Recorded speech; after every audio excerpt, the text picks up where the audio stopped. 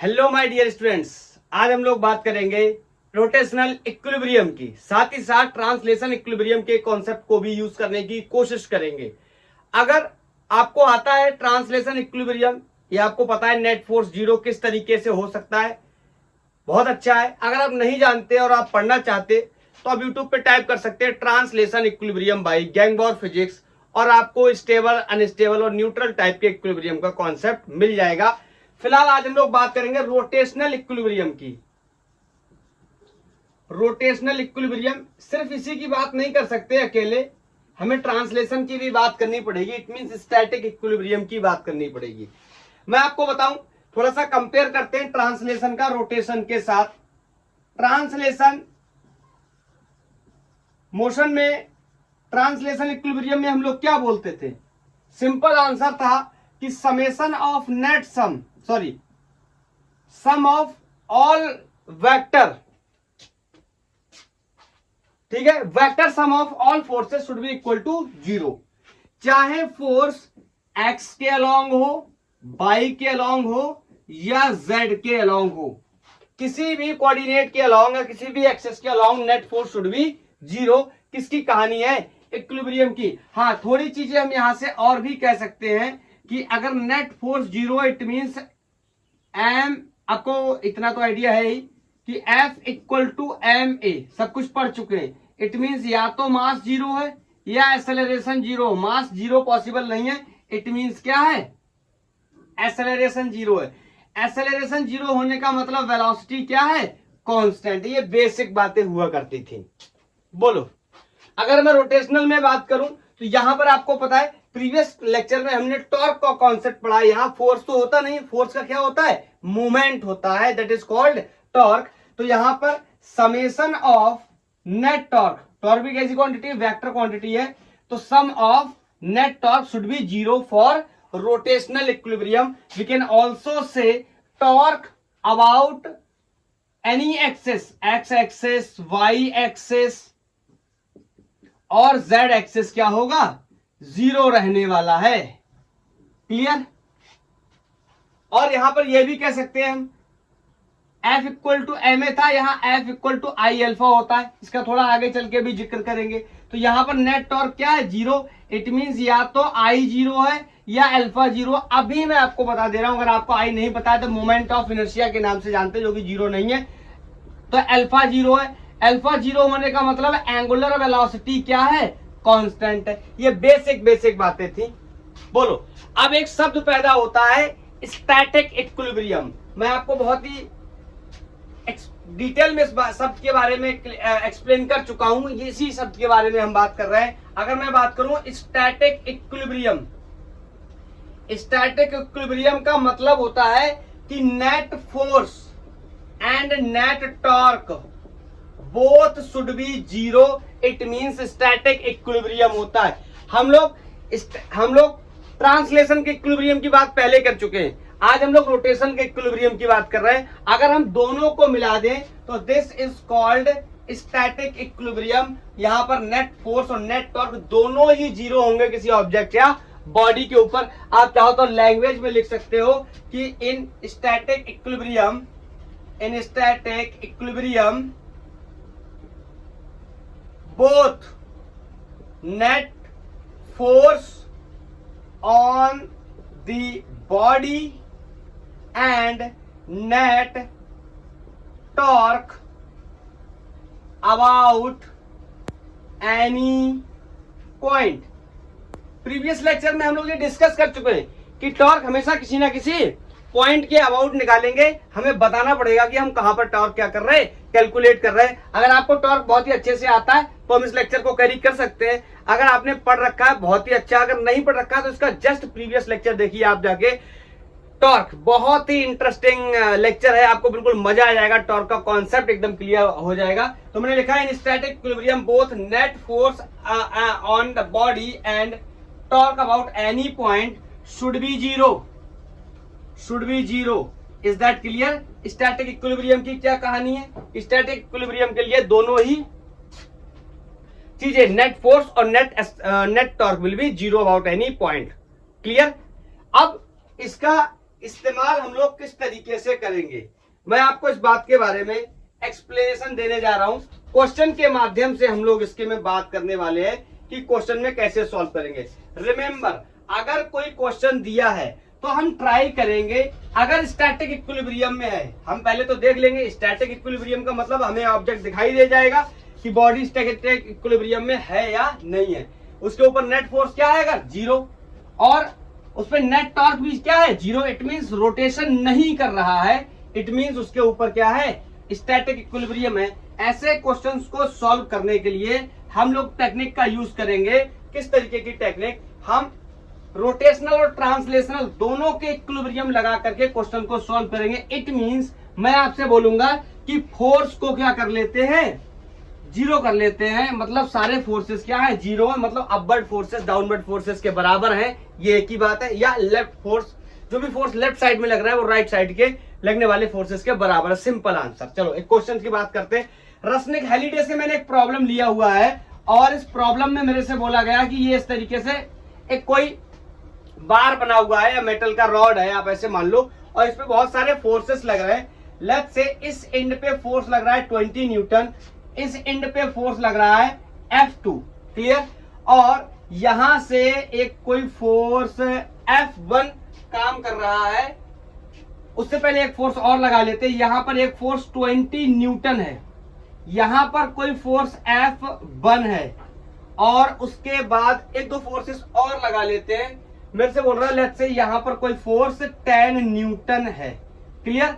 और इनके डिस्टेंसेस वगैरह भी देख लेते हैं। यहां से बोल रहा है ये d डिस्टेंस है, ये भी d डिस्टेंस है, ये 2d डिस्टेंस है, क्लियर है। इन दोनों के बीच में 2d डिस्टेंस है, और ये जो रिमेनिंग डिस्टेंस है इसको मैं 4d मान लेता हूं, ये डिस्टेंस 4d है। Question is very simple, calculate F1 and F2। मैं आपसे एक बहुत ही बेसिक क्वेश्चन करना चाहता हूं, क्या ये रॉड या ये बार रोटेट कर रहा है, आप बोलोगे नहीं कर रहा है। इट मींस इसके पास ट्रांसलेशन इक्विलिब्रियम है, नेट फोर्स क्या है, जीरो है। मैं आपसे पूछूं क्या ये किधर ही मूव कर रहा है, इट मींस इसके पास क्या कोई एक्सेलरेशन है, आप बोलोगे नहीं है। ये किस पे है, रेस्ट पे है। तो स्टैटिक इक्विलिब्रियम के लिए हम एक बात और भी बोल सकते हैं कि ऑब्जेक्ट किस पे है, रेस्ट पे है, एक ही बात है, क्लियर। रेस्ट पे है तो ना घूमेगा और ना ही चलेगा। इट मींस मैं इसमें कॉन्सेप्ट यूज कर सकता हूं स्टैटिक इक्विलिब्रियम का बताने के लिए फोर्सेस। स्टैटिक इक्विलिब्रियम का कॉन्सेप्ट कैसे यूज करेंगे, जिसमें हम नेट फोर्स और नेट टॉर्क के कॉन्सेप्ट का यूज करेंगे। मैं आपको एक बात बताना चाहता हूं, प्रीवियस लेक्चर में मैंने आपको एक बात बताई थी, मैंने कहा था कि टॉर्क किन किन पॉइंट्स के अबाउट नहीं बनेगा। अगर आपने नहीं पता ये लेक्चर तो आप देखें पहले जाके। तो मैंने आपको बताया था कुछ कंडीशन होंगी, अगर कोई फोर्सेस एक्सेस ऑफ रोटेशन से पास कर जाते हैं तो वो कोई प्रकार का टॉर्क प्रोड्यूस नहीं करेगा। अगर फोर्सेस और लेबर आर्म या जो पोजीशन वेक्टर था फोर्स उसके पैरेलल हो जाता है तो भी किसी प्रकार का कोई टॉर्क प्रोड्यूस नहीं होगा। मैंने कहा था इसका हम लोग आगे चल के यूज कर लेंगे इस कॉन्सेप्ट का कि जहां से एक्सेस ऑफ रोटेशन पास कर जाएगा उस फोर्स का टॉर्क क्या हो जाएगा, जीरो। क्यों, क्योंकि टॉर्क क्या होता है, परपेंडिकुलर डिस्टेंस इनटू फोर्स। अगर परपेंडिकुलर डिस्टेंस जीरो हो जाएगी, क्यों, लेफ्ट से यहां एक्सिस ऑफ रोटेशन है और यहीं पर फोर्स लगा दिया, इसका मतलब आर जीरो हो गया, इस वजह से टॉर्क क्या हो गया, जीरो। मैंने कहा था इस कॉन्सेप्ट का हम लोग इस्तेमाल कर लेंगे। तो हम क्वेश्चंस को सॉल्व करने के लिए क्या किया करेंगे, हम लोग ट्रांसलेशन इक्विलिब्रियम भी लगाया करेंगे और रोटेशन इक्विलिब्रियम भी लगाया करेंगे, उसकी हेल्प से देखा करेंगे। तो चलो मैं पहले ट्रांसलेशन इक्विलिब्रियम लगाता हूं। ट्रांसलेशन इक्विलिब्रियम में भी ये आगे या पीछे मूव नहीं कर रहा, ना इस पे आगे पीछे कोई फोर्स है। फोर्सेस कहां है, अपवर्ड और डाउनवर्ड। तो मैं आपसे बोलने चला, चलो मैं इसका वर्टिकल इक्विलिब्रियम चेक करता हूं। वर्टिकल इक्विलिब्रियम का मतलब जितने फोर्सेस ऊपर लग रहा है जितने फोर्सेस नीचे लग रहा है दोनों ही क्या होंगे, बराबर होंगे एक दूसरे के। या मैं कह सकता हूं कि सारे फोर्सेस का सम क्या होने वाला है, जीरो होने वाला है। फोर्स वेक्टर क्वांटिटी है तो वेक्टर के हिसाब से मैनेज कर लेंगे। एक बार मैं स्टार्ट कर रहा हूं इसलिए आपको बता दे रहा हूं। ऊपर के फोर्सेस को पॉजिटिव मान लेते हैं, जैसे टॉर्क को अगर एंटी क्लॉकवाइज टॉर्क है तो पॉजिटिव मान लेते हैं, क्लॉकवाइज है तो नेगेटिव मान लेते हैं। ऐसे ऊपर के फोर्सेस को पॉजिटिव और नीचे का नेगेटिव मान लेते हैं। तो देखते हैं क्या होगा। तो बताओ 20 न्यूटन ऊपर की तरफ प्लस F2 ऊपर की तरफ, इनको मैंने प्लस ले लिया, ये 10 नीचे की तरफ, ये माइनस F1 नीचे की तरफ और ये माइनस 20 नीचे की तरफ। मैंने नीचे वाले फोर्सेस को नेगेटिव ले लिया और ये किसमें है, स्टैटिक इक्विलिब्रियम में, तो इसका मैं क्या कर सकता हूं, ये फोर्सेस क्या हो जाएंगे, जीरो। अब इसको मैं दूसरे तरीके से भी बोल सकता था कि ऊपर के फोर्स बराबर होंगे किसके, नीचे के फोर्स के। आप चाहो तो यहां से मैनेज करके इसको सॉल्व भी कर सकते हो। तो ये हो गया, और इन तीनों को उधर लेके जाऊंगा तो कैसे हो जाएंगे, प्लस, तो बोलो ये 10 और ये 20 कितना हो गया, 30, और ये कितना हो गया F1, और तीनों किसके हो जाएंगे, प्लस के। तो F1 नहीं, एक जी घटेगा भी तो, घटेगा भी तो, यहां से एक सेकेंड, या ये ठीक है, ये 20 से 20 मर गया, बोलो, और यहां पर -10 बचा और यहां पर -F1 बचा, तो ये इधर जाके कैसे हो जाएंगे, प्लस के। तो यहां से F2 is equal to F1 plus 10। Is that clear, बोलो।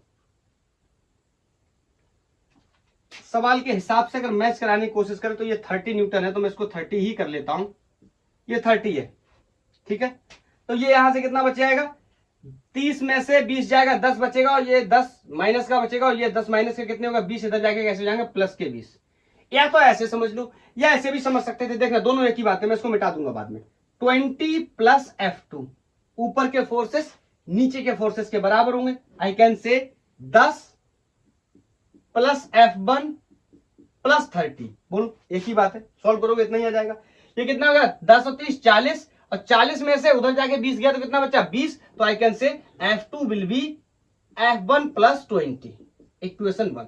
अब ये आगे सॉल्व नहीं होगा, क्यों, क्योंकि एक इक्वेशन में 3 चीजें दी हुई है और इसमें से 2 चीजों के बारे में मेरे को आइडिया नहीं है। तो मैं अब यहां पर यूज करूंगा दूसरा कॉन्सेप्ट, कौन सा, रोटेशनल मैकेनिक्स का कॉन्सेप्ट यूज करूंगा। पहला कॉन्सेप्ट तो मैंने यूज कर लिया, ट्रांसलेशन इक्विलिब्रियम के कॉन्सेप्ट से मैंने वर्टिकल इक्विलिब्रियम को बना लिया। अब मैं रोटेशनल इक्विलिब्रियम को भी बना लेता हूं, और मेरे को F1 F2 दोनों की वैल्यू बतानी है। मैंने आपको बताया था मैं एक्सेस ऑफ रोटेशन के कॉन्सेप्ट का यूज कर लूंगा। देखो, अब मैं अगर टॉर्क लेने जाऊंगा, टॉर्क के कॉन्सेप्ट को लगाने जाऊंगा, तो सबसे पहले मेरे पास एक्सेस ऑफ रोटेशन होना चाहिए कि एक्सेस ऑफ रोटेशन कहां है। विदाउट एक्सेस ऑफ रोटेशन हम बात नहीं कर सकते टॉर्क की। तो सबसे पहले हमें एक्सेस ऑफ रोटेशन को सेलेक्ट करना पड़ेगा। यही तरीका रहेगा क्वेश्चंस को सॉल्व करने के। बड़े बड़े आईआईटी एडवांस के क्वेश्चंस आएंगे और इस कॉन्सेप्ट का यूज करके इजीली सॉल्व हो जाएंगे। बस आपको थोड़ी बेसिक मैथमेटिक्स आनी चाहिए। ओके, तो अपन क्या करेंगे, एक्सेस ऑफ रोटेशन चुनेंगे, और एक्सेस ऑफ रोटेशन चुनते वक्त आप थोड़ा सा ध्यान रखा करो, क्या कि मेरे को 2 फोर्सेस है, ये दोनों बताने। अब बताओ, जब आप इक्वेशन बनाने जाओगे ये दोनों अननोन फंस जाएंगे तो ये सॉल्व नहीं होगा। इससे बेहतर क्या होगा कि एक फोर्स को एक्सिस ऑफ रोटेशन पे मान लो, ताकि उसका टॉर्क क्या हो जाएगा, 0, और दूसरा फोर्स इजीली मिल जाएगा मुझे। Is that clear. तो मैं मान लेता हूं ये हो गया मेरा एक्सिस ऑफ रोटेशन। तो बताओ इसकी वजह से टॉर्क कितना हो जाएगा, 0। क्लियर है, मैंने बताया जहां से एक्सेस ऑफ रोटेशन पास कर जाएगा वो वाला फोर्स टॉर्क में कंट्रीब्यूट नहीं करेगा। आप चाहो तो नोट्स पॉइंट में ये बात डाल भी सकते हो, मातृभाषा में हिंदी में नोट कर सकते हो। क्लियर, हाँ। अभी आगे समझते हैं। अब आपको मैं ऐसे भी बोल सकता हूं कि इनका टॉर्क इनके टॉर्क के बराबर होगा, या फिर clockwise torque plus anti clockwise torque का समेशन क्या होने वाला है, 0 होने वाला है, या फिर clockwise torque anti clockwise torque के बराबर होगा। तीनों बातें एक ही हैं। चलो मैं पहले बेसिक से स्टार्ट करता हूं। सबके टॉर्क को सम करके 0 लिखता हूं, और क्लॉकवाइज टॉर्क को नेगेटिव और एंटी क्लॉकवाइज टॉर्क को पॉजिटिव कंसीडर करेंगे। ये एक्सेस ऑफ रोटेशन है। तो बताओ इस फोर्स की वजह से कितना टॉर्क होगा। आपको पता है टॉर्क क्या होता है, परपेंडिकुलर डिस्टेंस इनटू फोर्स। तो ये तो हो गया फोर्स। ध्यान से सुनना, आगे चल के कॉम्प्लिकेट हो जाएगा जब क्वेश्चंस बड़े हो जाएंगे। तो ये 20 न्यूटन, परपेंडिकुलर डिस्टेंस कितनी होगी, 4d plus 2d 6d। It means, और ये रोटेशन कैसा है, क्लॉकवाइज। सो आई कैन से -20 इंटू 4 और 2 6d। इस फोर्स की वजह से मैंने टॉर्क लिख दिया। बोलो एंटी सॉरी क्लॉकवाइज है तो पॉजिटिव ले लिया, एंटी क्लॉकवाइज होगा माइनस ले लेंगे। अभी समझो इस फोर्स के बारे में। बताओ ये यहाँ पे एक्सिस ऑफ रोटेशन, यहाँ पे इस तरीके से ये पिवट है। तो बताओ ये वाला फोर्स इसको कैसे घुमाने की कोशिश करेगा, ऐसे, मतलब एंटी क्लॉकवाइज। ये वाला फोर्स ऐसे घुमाने की कोशिश करेगा। इट मींस पॉजिटिव ले रहा हूं। बोलो फोर्स कितना है, 10, और perpendicular distance from the pivot point liver arm perpendicular होना चाहिए। आपको पता प्रीवियस लेक्चर में मैं डिस्कस कर चुका हूं। ये 2d, तो ये multiply by 2d। Is that clear. ये वाला फोर्स तो टॉर्क में कंट्रीब्यूट करेगा नहीं। एक बार लिख देता हूं, क्यों, क्योंकि एक्सेस ऑफ रोटेशन यहीं से पास कर गया तो perpendicular distance of course zero होने वाला है। अब बोलो ये वाला फोर्स देख लो, बताओ ये यहां से पिवट है, ये यहां से पिवट है, यहां से इस तरीके से, तो ये वाला कैसे घुमाएगा, ऐसे घुमाएगा, मतलब क्लॉकवाइज घुमाने की कोशिश करेगा। बोलो बताओ ये वाला कैसे घुमाएगा, ऐसे ही तो घुमाएगा। क्लियर है? तो ये हो गया 30 और डिस्टेंस कितना है d, 30d। बोलो ये फोर्स बचा, ये कैसे घुमाएगा, एंटी क्लॉकवाइज इस तरीके से। तो मैं कह सकता हूं इसका टॉर्क कैसे होने वाला है, पॉजिटिव होने वाला है। और डिस्टेंस यहां से कहां से, एक्सेस ऑफ रोटेशन से। ये डिस्टेंस कितनी होगी 2d, ये कितना हो गया f2, तो आई कैन से f2 इंटू 2d और सारा टॉर्क जीरो होगा। क्यों, कॉन्सेप्ट होता है कि summation of net torque should be zero for the rotational equilibrium. अब बताओ इसको अपन क्या करेंगे, सॉल्व करेंगे और यहां से कौन सा फोर्स लिया F2 और यहां से F2 की वैल्यू निकल करके आ जाएगी। बोलो इसमें मेरे हिसाब से किसी को कोई डाउट अब होना नहीं चाहिए। चलो थोड़ा सा एक लाइन सॉल्व करके बता देता हूं। तो ये होगा 6 दूनी 12, 120d कैसा माइनस का, ये हो गया 20d प्लस का। बोलो ये हो गया 0 और ये हो गया 30d, 30d minus 30d and this is, ये उधर जाके माइनस हो जाएगा, this is 2d f2 minus. अपन को इसकी वैल्यू निकालनी, दैट्स व्हाई मैं इसको उस साइड लेके आऊं। अब ध्यान से देखो ये 100 है, सॉरी 120 है, ये 20 है, ये माइनस का, तो इसमें से मरा कितना बचा 100 और इसमें जुड़ गया 130d माइनस का, minus 130d is equal to minus times of 2d f2, d से d गया, माइनस से माइनस गया, 65 बचेगा, 130 का आधा और यहां से फोर्स की वैल्यू आ गई कितनी 65 न्यूटन। F2 पता चल गया, F1 बताना है। क्वेश्चन बहुत आसान है मेरे लिए। F2 अगर मुझे पता है, F1 बताना है, तो यहां पे रखूंगा कितना 65 में से 20 जाएंगे, then answer will be 45 newton. Is that clear? Question में आप कॉन्सेप्ट को पकड़ने की कोशिश करो, वरना आगे चल के बहुत कठिन हो जाएगा। अभी मैं और टफ क्वेश्चंस को जब लूंगा तो आपको समझना काफी मुश्किल हो जाएगा। आप कॉन्सेप्ट को पकड़ो, ट्रांसलेशन इक्विलिब्रियम लगाओ, फिर रोटेशनल इक्विलिब्रियम लगाओ, जो वेरिएबल्स हैं अननोन हैं उनको ढूंढने की कोशिश करो। ज्यादा प्रॉब्लम हो रही है या मैं आपको एक लाइन में बता दूं, आपको टॉर्क लिखते वक्त जिस पॉइंट पे सबसे ज्यादा फोर्सेस लग रहा है, जहां सबसे ज्यादा तकलीफ हो रही है, उसी के अबाउट एक्सेस ऑफ रोटेशन मान लो, उसका टॉर्क, उन सारे फोर्सेस का टॉर्क क्या हो जाएगा, जीरो। बोलो क्लियर है, समझ आया? चलो एक क्वेश्चन और इस तरीके से ट्राई करते हैं। ये मेरे पास फिर से एक मेटल का कोई एक बार है, रॉड टाइप से, और बड़ा ही इंटरेस्टिंग क्वेश्चन है। यहां से इसको ना दो, ये इस तरीके से इसको ऊपर रखा गया है, ठीक है। तो यहां से एक फोर्स पैदा हो रहा है, लेट्स से कोई नॉर्मल रिएक्शन R1, और यहां से कोई एक फोर्स पैदा हो रहा है, लेट्स से कोई नॉर्मल रिएक्शन R2।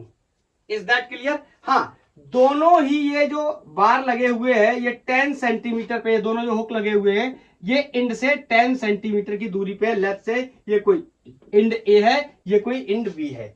और ये जो रॉड है, ये बार है, इसकी जो पूरी लेंथ है 70 सेंटीमीटर है। और एक बहुत ही इंटरेस्टिंग क्वेश्चन है कि यहां पर यहां पर एक और मास को मैं हैंग करा देता हूं।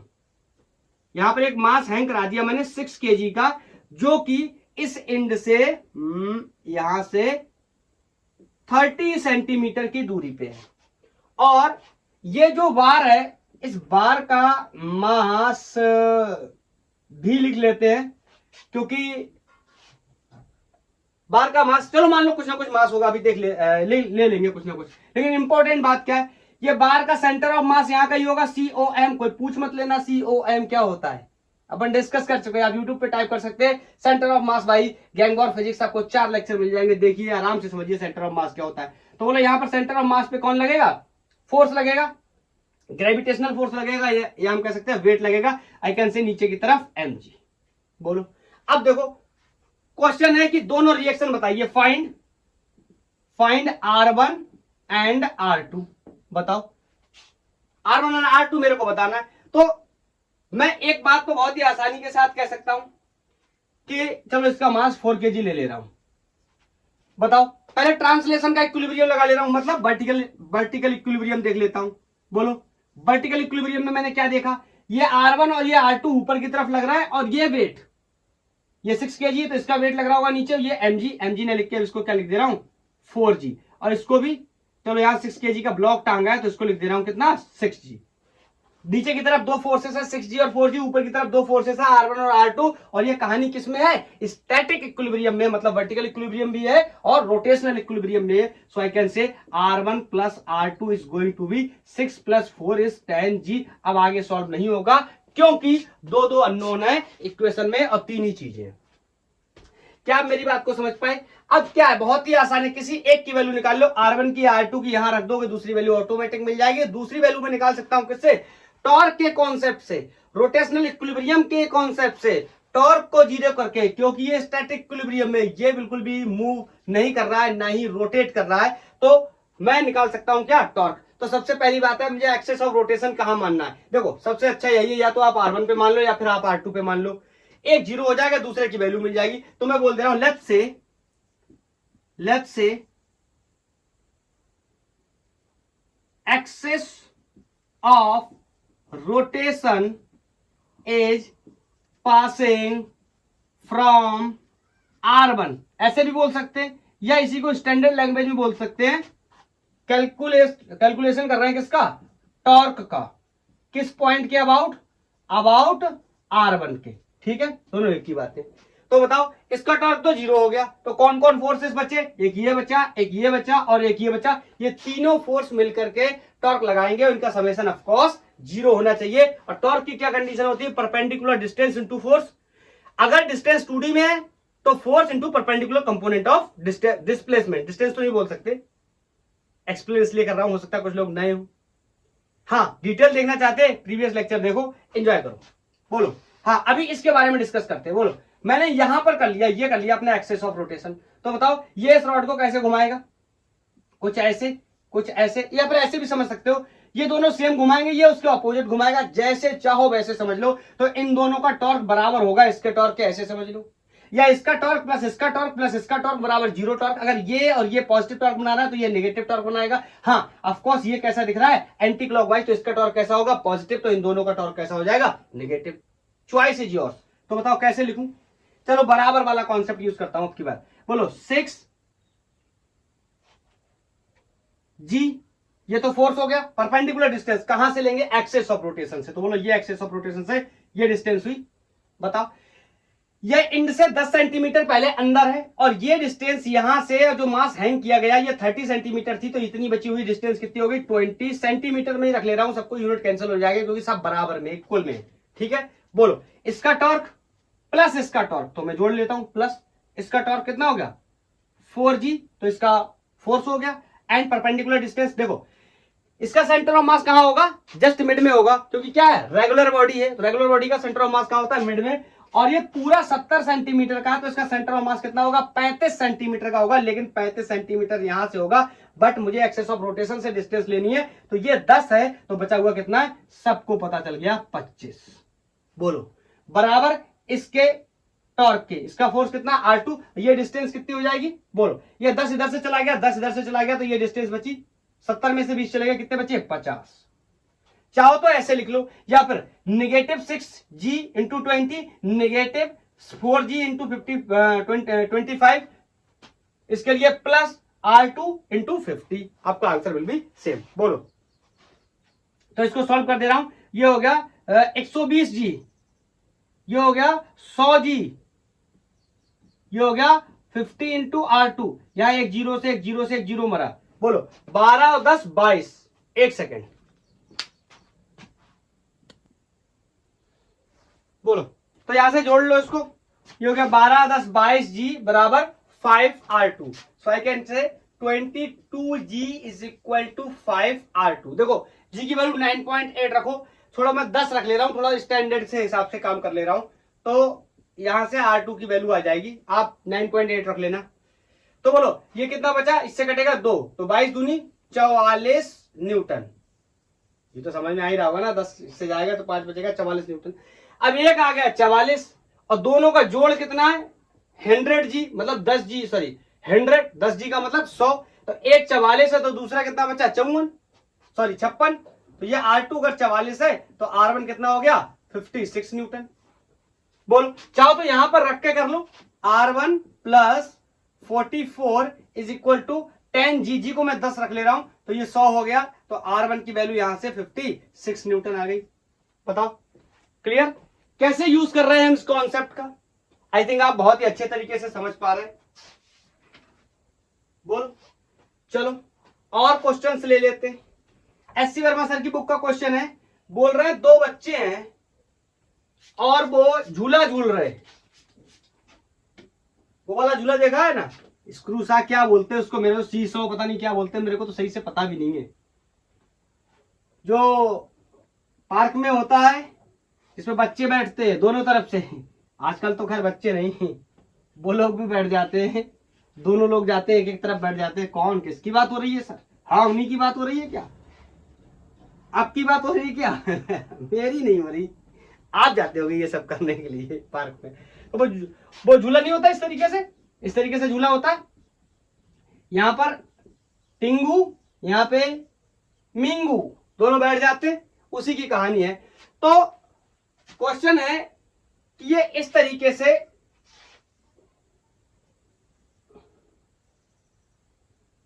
झूला बना हुआ है यहां पर ऐसे, और ये जो झूला है इसका जो लेंथ है वो कंसीडर कर लेते हैं कोई,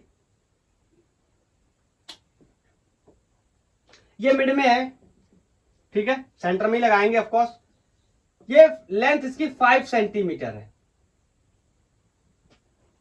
सर 5 सेंटीमीटर है, इतने छोटे झूले पे कैसे बैठेंगे? चलो 5 मीटर कर लेते हैं। बोलो क्वेश्चन है कि एक बच्चा तो इंड पे बैठा है, लेट्स से इसका नाम है बच्चा सिंह ए, ओके, और इसका मास लेट्स से कोई M1 या MA, बच्चा है यार तो बच्चे के हिसाब से लेना पड़ेगा, ज्यादा हैवी भी नहीं कर सकते बच्चे को। चलो एक का मास 10 केजी है। एससीबी का क्वेश्चन है एक्चुअली, ये एससी वर्मा का। और क्वेश्चन है कि दूसरा बच्चा कहां बैठा है,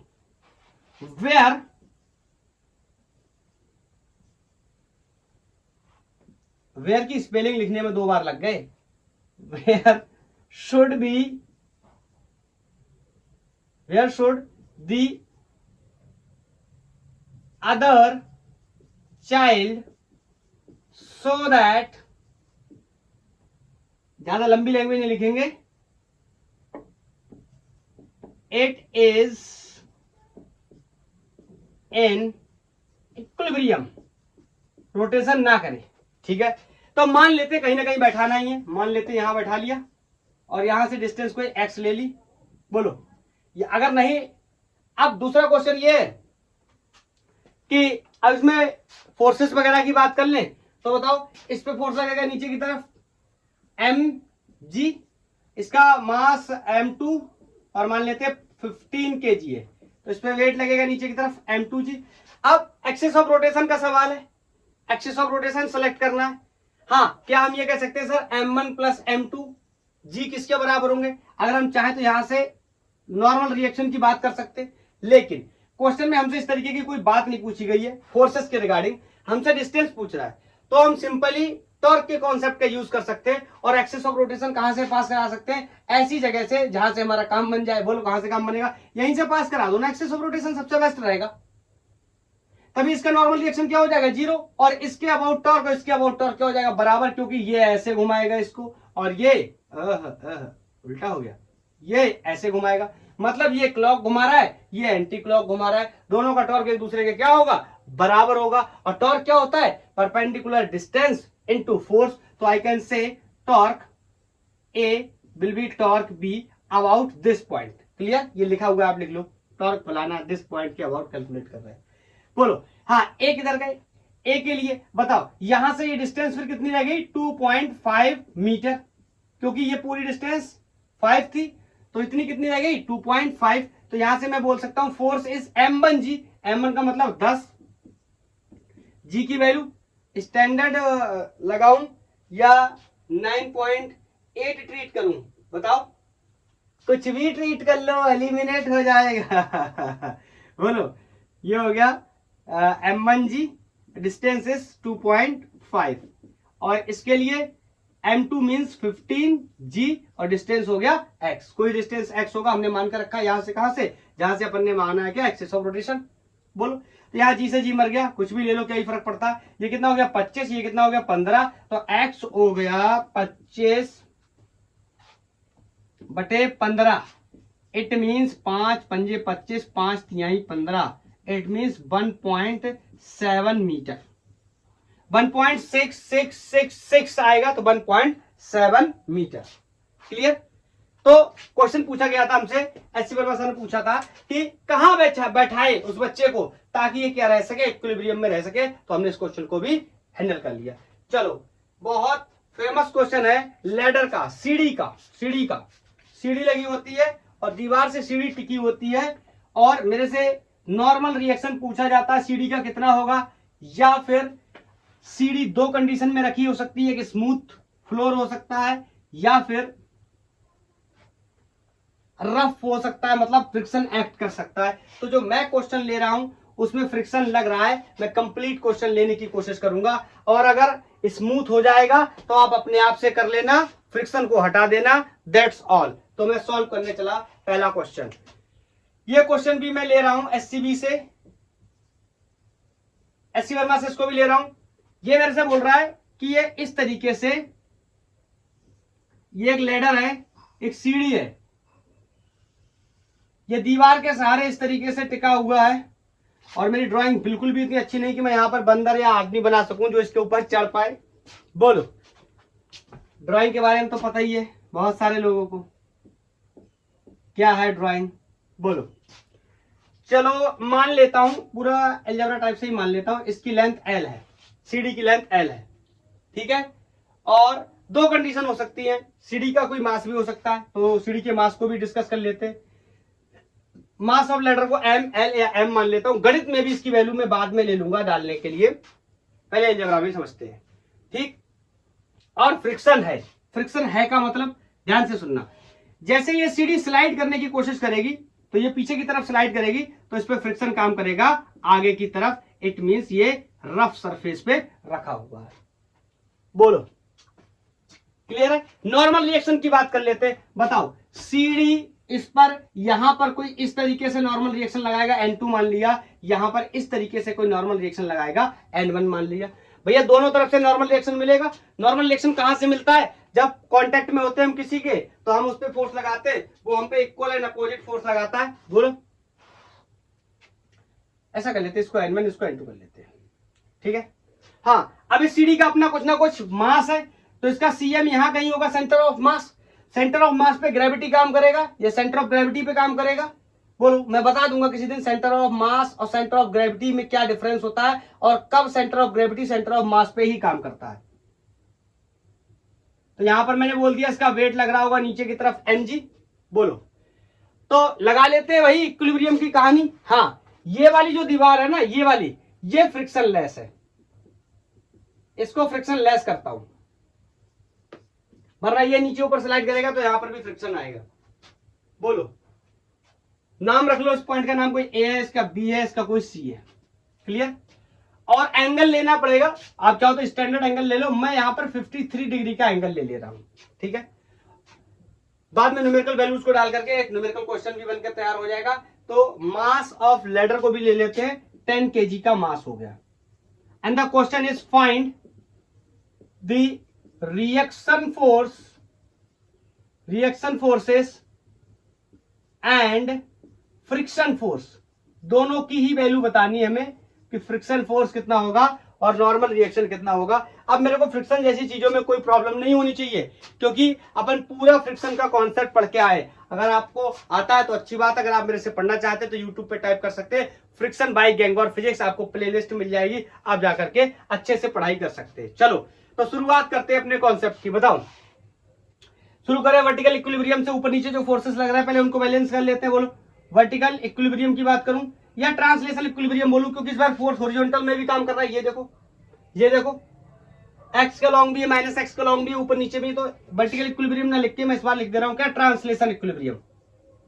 ट्रांसलेशन इक्विलिब्रियम, बोलो, मैं कह सकता हूं ये सीढ़ी, ये लेडर गिर नहीं रहा है, खिसक नहीं रहा है, स्लाइड नहीं कर रहा है, तो इस किस में है, ट्रांसलेशन इक्विलिब्रियम में, और ये घूम नहीं रहा है, इट मींस ये किसमें है, रोटेशन इक्विलिब्रियम में भी है।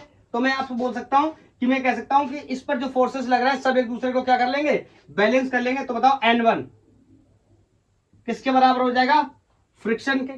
N1 कहां काम कर रहा है, लेफ्ट साइड में, और फ्रिक्शन कहां काम कर रहा है, राइट साइड में। तो ये दोनों एक दूसरे को क्या कर लेंगे, बैलेंस। तो ये तो हो गया हॉरिजॉन्टल इक्विलिब्रियम, आप चाहो तो यहां लिख सकते हो हॉरिजॉन्टल इक्विलिब्रियम हो गया। अगर वर्टिकल इक्विलिब्रियम की बात करें तो बोलो N2 लग रहा है ऊपर की तरफ और mg लग रहा है नीचे की तरफ, तो आई कैन से कि N2 विल बी mg। बोलो m की तो वैल्यू भी मेरे लिए पता है, कितनी है, 10। तो N2 को मैं लिख सकता हूं 10 इंटू 9.8 लिख दूं तो ये 98 न्यूटन आ गया। एक आंसर तो मिल गया। रिएक्शन फोर्सेस पूछे गए थे, एक रिएक्शन फोर्स तो पता चल गया। बोलो N2, N1 भी पता चल जाएगा। क्या N1 किसके बराबर है, फ्रिक्शन के बराबर। अगर मैं निकाल लूं किसको, फ्रिक्शन को, तो मेरे को पता चल जाएगा क्या, N1। या फिर मैं ऐसा कह सकता हूं कि N1 निकाल लेता हूं, यही क्या हो जाएगा, फ्रिक्शन के बराबर हो जाएगा कॉन्सेप्ट से। बोलो, तो यूज करते हैं।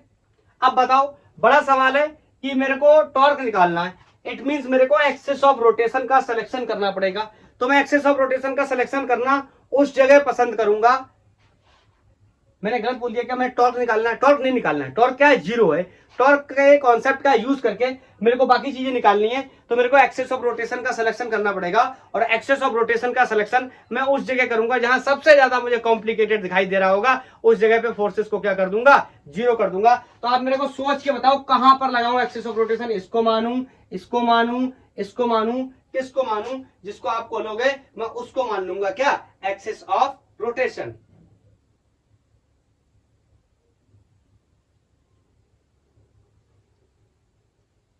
बोलो, यहां पर मान लू, चलो late calculate torque about N1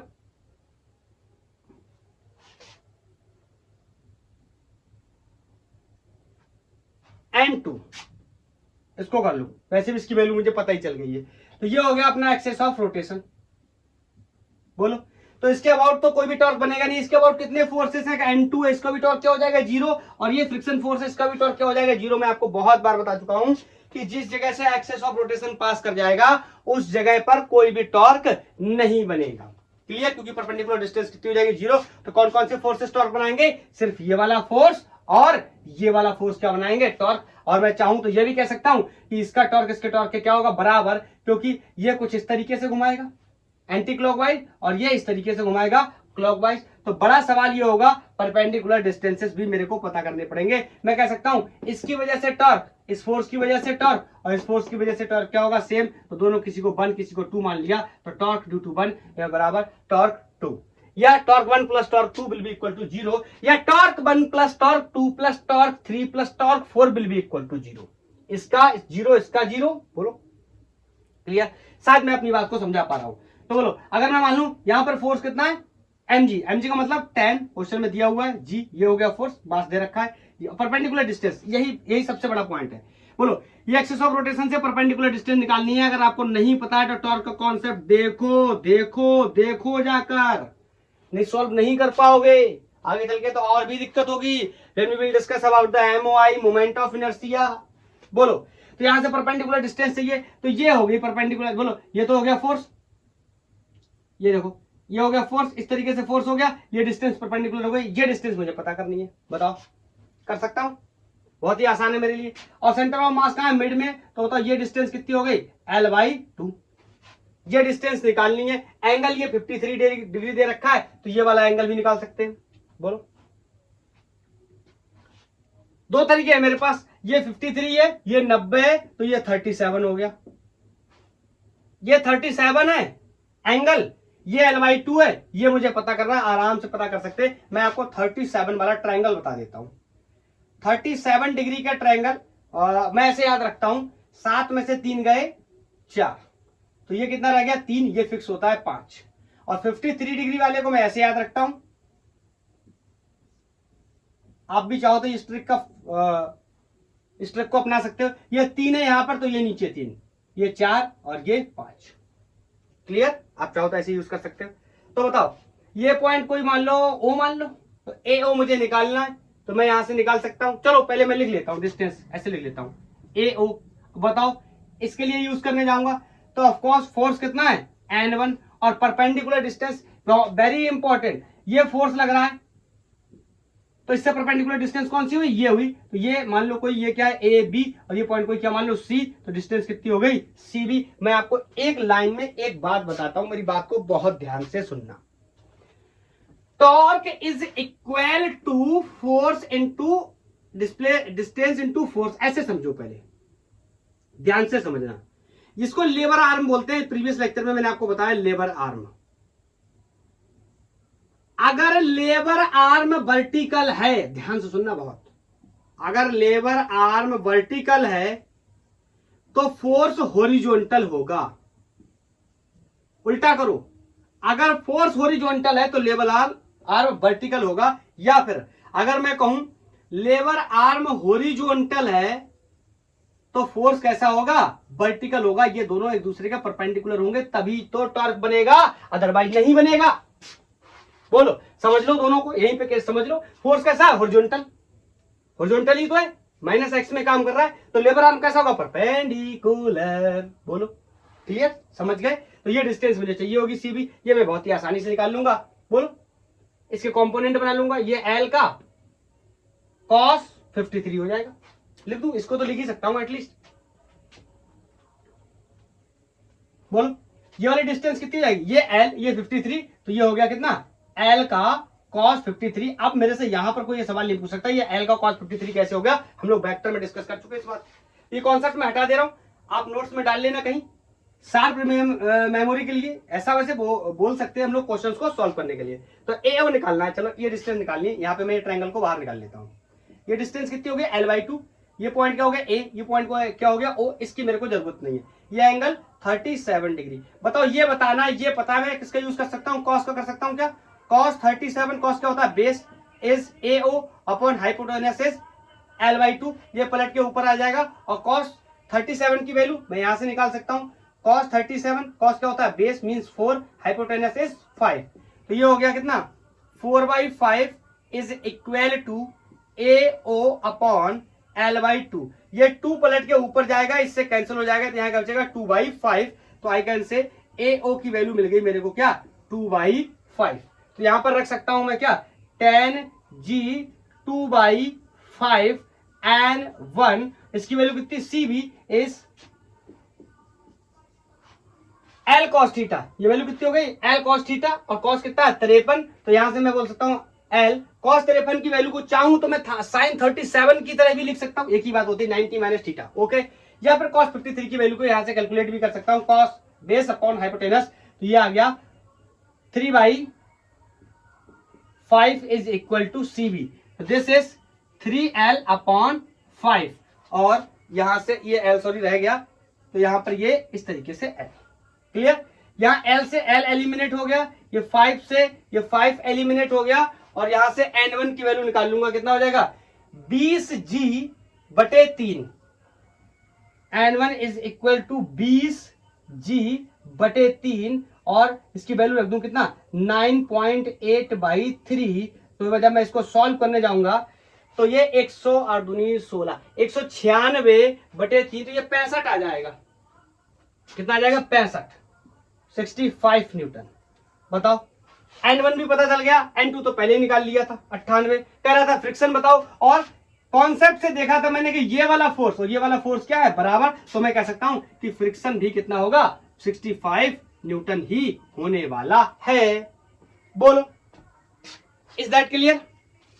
मजा आ रहा है, समझ पाना है क्या हम अच्छे से क्वेश्चंस को? बोलो।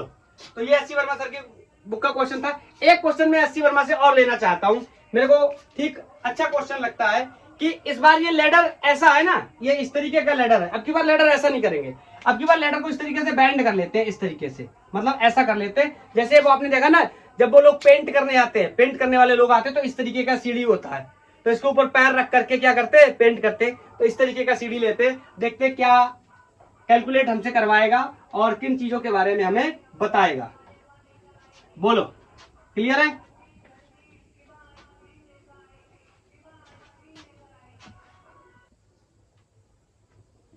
आइसक्रीम वाले भैया आ गए थे, जोर जोर से बेच रहे थे आइसक्रीम।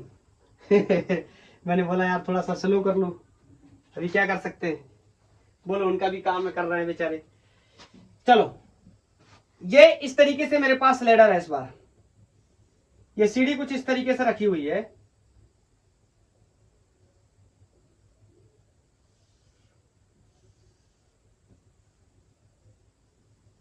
और ये जो फ्लोर है ना, इस बार इसको मैं फ्रिक्शन लेस कर देता हूं।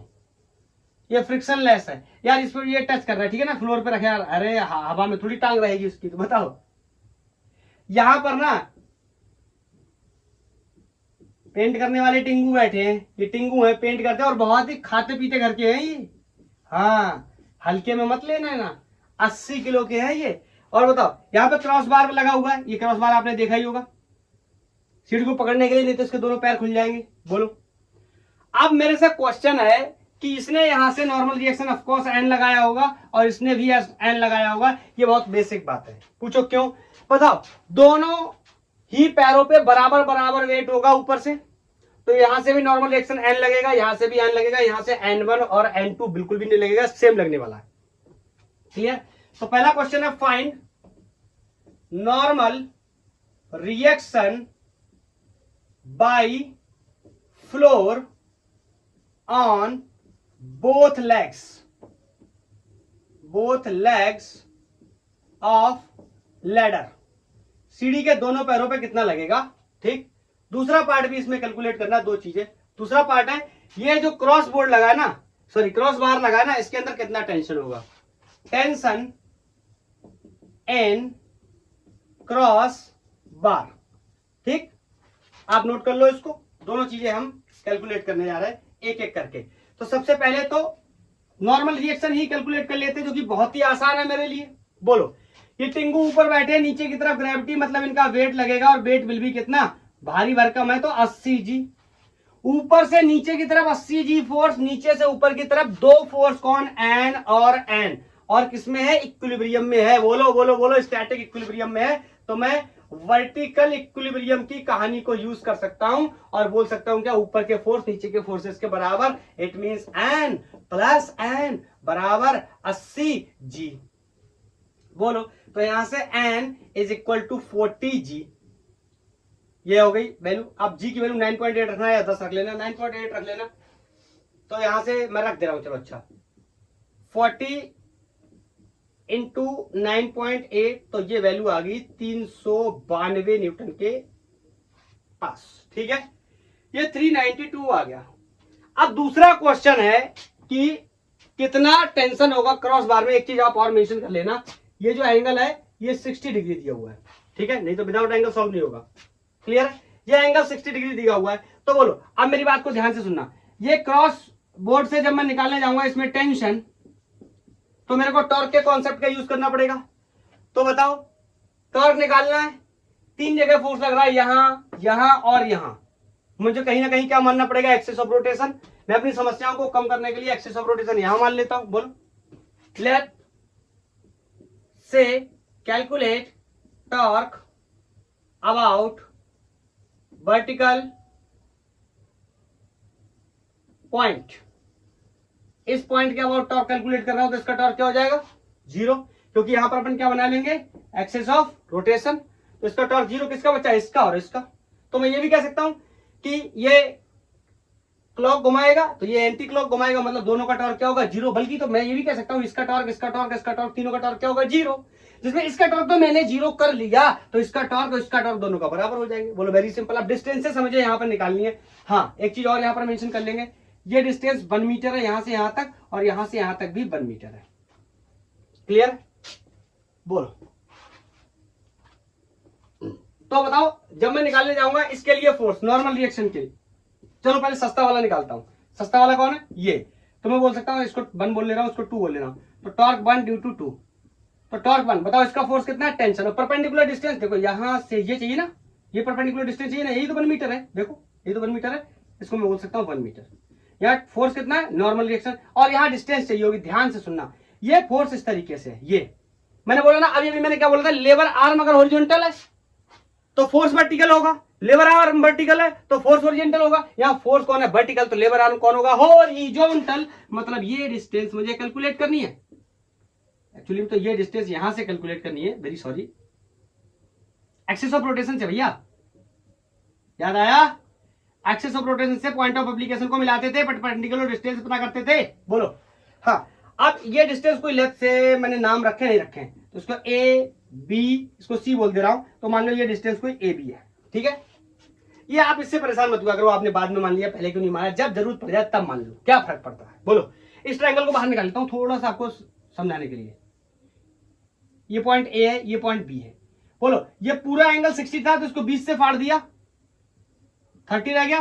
बोलो ये वर्टिकल डिस्टेंस कितनी है 2, ध्यान से सुनना, इस वाली को 2 मत कर देना, ये 2 इस तरीके से दिया हुआ नहीं है, ये वर्टिकल डिस्टेंस दी हुई 2, इसका मतलब ये क्या दिया हुआ है 2। क्लियर, मुझे ए भी निकालना है, मैं tan थीटा लगा लूं सबसे सही रहेगा, tan 30। बोलो क्या होता है, बोलो क्या होता है, परपेंडिकुलर। बोलो यहां से एंगल बना तो ये बेस हो गया, बोलो ये क्या हो गया परपेंडिकुलर ए बी। बोलो बोलो क्लियर। और tan थीटा क्या होता है परपेंडिकुलर अपॉन बेस, तो क्या हो गया बेस, ये बेस हो गया अपॉन 2, तो यहां A B is equal to 2 tan 30, तो यहां पे मैं लिख सकता हूं कि T is equal to normal reaction, normal reaction की वैल्यू ही रख देता हूं, ये तो मैंने निकाल भी लिए ना, 392 इंटू 2 और tan 30, एक बार लिख दूं क्या tan 30 की वैल्यू सबको पता है, यहां पे सॉल्व कर दे रहा हूं, T इक्वल टू 392 गुणा 2 tan 30 मतलब sin 30 अपॉन cos 30, तो ये आएगा 1/√3। क्लियर, अब इसको क्या करेंगे सॉल्व कर लेंगे, और सॉल्व करने के बाद तकरीबन ये 450 न्यूटन के आसपास आ जाएगा। समझ गए, बोलो समझ पाए इस क्वेश्चन को। तो आज के लिए इतना ही, थैंक यू, धन्यवाद, पढ़ाई करते रहिए। आज की कहानी यहीं पे समाप्त करते हैं।